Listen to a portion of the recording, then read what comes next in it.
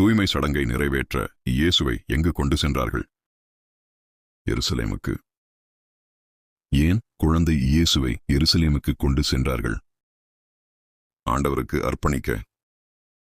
திருச்சட்டப்படி எது பலி கொடுக்கப்பட்டது? ஒரு ஜோடி மாடப்புறாக்கள் அல்லது 2 புறா குஞ்சுகள்.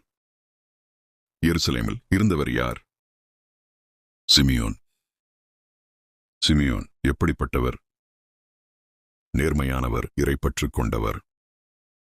சிமியோன் எதை எதிர்பார்த்திருந்தார்? இஸ்ரேலுக்கு வாக்களிக்கப்பட்ட ஆறுதலை.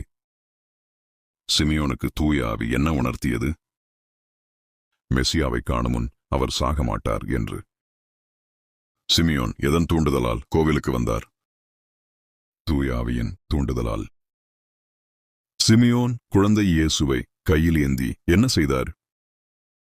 கையில் ஏந்தி கடவுளை போற்றினார்.